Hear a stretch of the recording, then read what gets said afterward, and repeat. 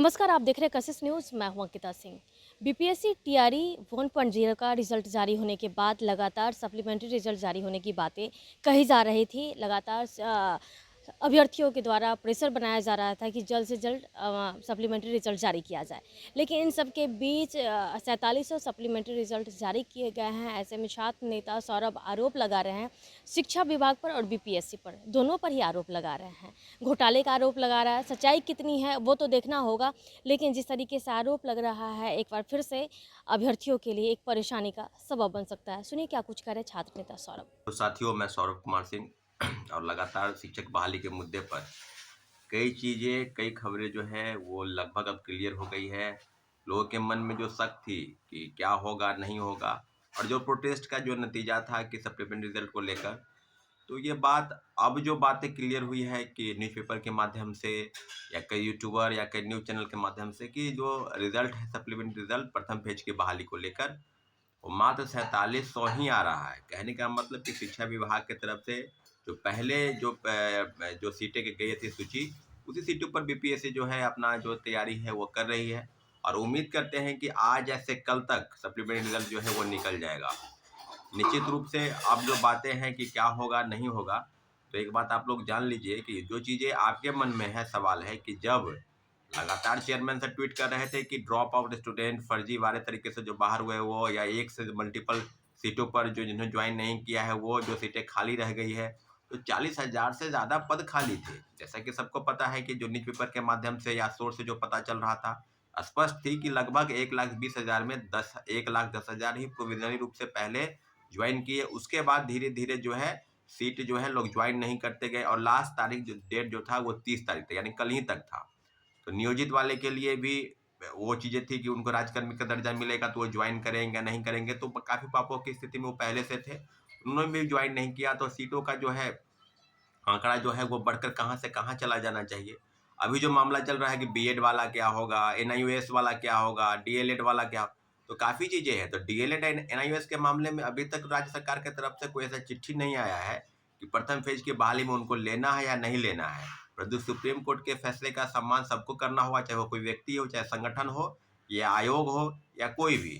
तो कानून के, हाँ, सुप्रीम कोर्ट में एक रास्ता है कि रिव्यू पिटीशन डाला जा सकता है, परंतु रिव्यू पिटीशन के डिसीजन क्या होंगे, उस पर क्या असर पड़ेगा। प्रथम फेज की बहाली में डीएलएड एनआईओएस वाला जो मामला है, जिसमें 18 महीने के सर्टिफिकेट कोर्स की जो चीजें हैं उसको समाप्त कर दी गई है, यानी 1 to 5 के लिए डीएलएड की डिग्री जो है उसको मान्यता दी गई है, यानी 2 साल के कोर्स का। अब जो बातें हैं कि क्या 4700 ही रिजल्ट आएगा, या जो सीटें खाली है, जैसा कि चेयरमैन सर स्पष्ट कर रहे थे कि 1 से ज्यादा सप्लीमेंट्री रिजल्ट जो है वो हम जारी करेंगे। तो अब जो चीजें हैं उस पर यह है कि आप समझ लीजिए सीधे सीधे कि हम जो पहले बताते थे कि यह घालमेल चल रहा है शिक्षा विभाग और बीपीएससी से, आज वो बात सही हो गया। आपको हम बता दें कि जब हम लोग प्रोटेस्ट किए, 4 दिन पहले धरना स्थल पर भी बैठे, उसके बाद परसों भी जो है हम लोग बीपीएससी का घेराव किए, शिक्षा विभाग के पास गए, गर्दनी बाग धरना स्थल पर बैठे। तो सब चीजों पर एक बात जान लीजिए कि 4700 रिजल्ट भी देने के पक्ष में नहीं थे। हम आपको पूरी पूरी, ये ऐसा नहीं है कि आपको खुश करने के लिए हम बता दें कि 20,000 रिजल्ट आ जाएगा। अगर ये बात सच है तब, क्योंकि 4700 रिजल्ट की जो तैयारी है वो शुरू है, आज से कल तक में भी रिजल्ट दे सकते हैं, यानी 7 के पहले उनको हर हाल में रिजल्ट देना है। तो एक बात आप स्पष्ट बता देते हैं कि जब 7 की परीक्षाएं शुरू हो जाएगी, उसके बाद सप्लीमेंट्री रिजल्ट देगा या नहीं देगा, तो अभी तो यही है। और लगातार ये भी चीजें कही जा रही है कि जो सीटें खाली होंगी या खाली है, उसको तीसरे फेज की बहाली में, जैसा कि सबको पता है कि अगस्त में तीसरे फेज की बहाली की जो परीक्षाएं हैं वो शुरू होगी। तो अब जो संभावना है कि क्या होगा, आपके मन में भी काफी सवाल है।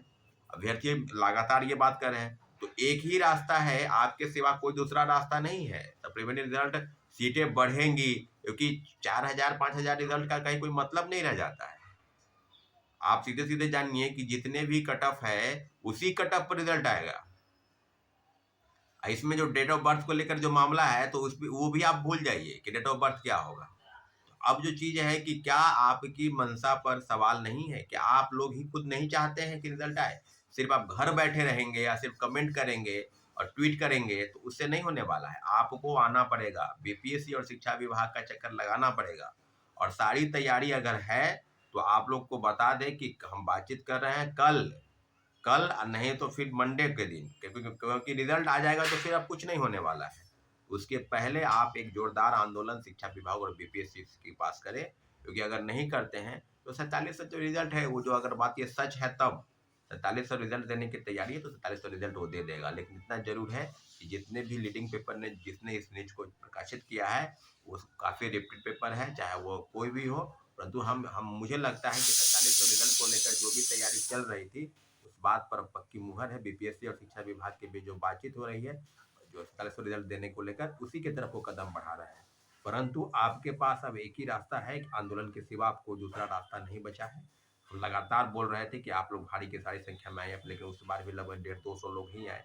तो अब उम्मीद करते हैं कि कम से कम 5000 की संख्या में, अगर आपको चाहिए या बिहार के किसी भी कोने में है और अगर आपको डेट फिक्स होता है तो सबको पता होता है कि आज आंदोलन है, आज ये है।